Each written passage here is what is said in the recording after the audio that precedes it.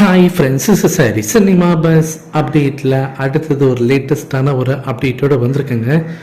கூலி படத்தில் அமீர் கானும் அதே போல் ஜெயிலில் செகண்ட் பார்ட்டில் சிவராஜ்குமார் நடிக்கிறது உறுதியாயிடுச்சு. இது உபேந்திரா அவர்களும் சிவராஜ்குமார் அவர்களே ஒரே மேடையில் பேட்டி கொடுத்துருந்தாங்க நேற்றுக்கு. அதை பற்றி நம்ம போன வீடியோவில் பேசியிருந்தோம். பாலகிருஷ்ணன் அவர்களும் இந்த படத்தில் வரதுக்கு நிறைய வாய்ப்புகள் இருக்குது அப்படின்ற மாதிரி சிவராஜ்குமார் அவர்கள் பேசியிருந்தாரு. யாரெல்லாம் அந்த வீடியோலாம் பார்க்கலையோ போன வீடியோ போய் மறக்காமல் பார்த்துருங்க. ஸோ ஃபேன்ஸுக்கெல்லாம் பயங்கர குஷி அப்படி தான் சொல்லணும். இது ஒரு பக்கம் இருக்க ஜெயிலில் செகண்ட் பார்ட்டோட ஷூட்டிங் ஸ்பாட்டில் ரஜினி சாரோட தரிசனம் நாளுக்கு நாள் டெய்லி நமக்கு கிடச்சிட்டே இருக்குது.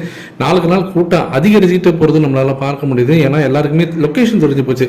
ரஜினி சார் எந்த ஹோட்டலில் தங்குறாரு, எந்த இடத்துல ஷூட்டிங் எடுக்கிறாங்க அப்படின்றது நல்லா தெரிஞ்சதுனால நாளுக்கு நாள் அங்கே கட்டுக்கணுங்காத கூட்டம் வந்துக்கிட்டே தான் இருக்குது. போலீஸ் பார்த்தீங்கன்னாக்கா அவங்கள கட்டுப்படுத்தல ரொம்ப திணறி போயிருக்காங்க அப்படிதான் சொல்லணும். இது ஒரு பக்கம் நமக்கு ஒரு ஹாப்பியான அப்டேட் தான். ரஜினி சாரோட தரிசனம் டெய்லி நமக்கு கிடைக்குது. இது ஒரு பக்கம். அடுத்தது ஒரு முக்கியமான அப்டேட்னா தளபதி படத்தோடைய ரீரிலீஸ்.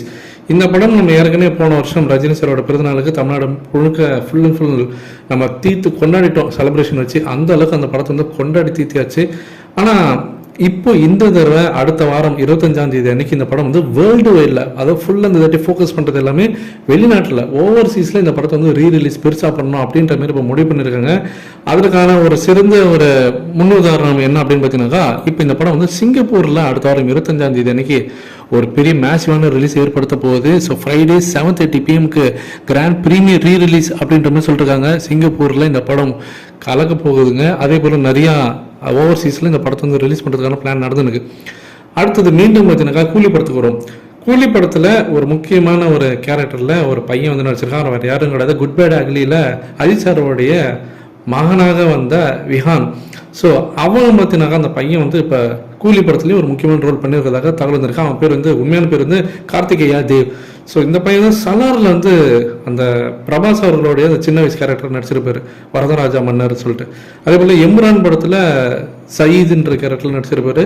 இப்போ நம்ம அஜித் சாரோட படத்தில் நடிச்சிருக்காரு. இந்த 3 படங்களையும் பார்த்தீங்கன்னா பாக்ஸ் ஆஃபீஸில் செமையான ஒரு ஹிட்டு தான்.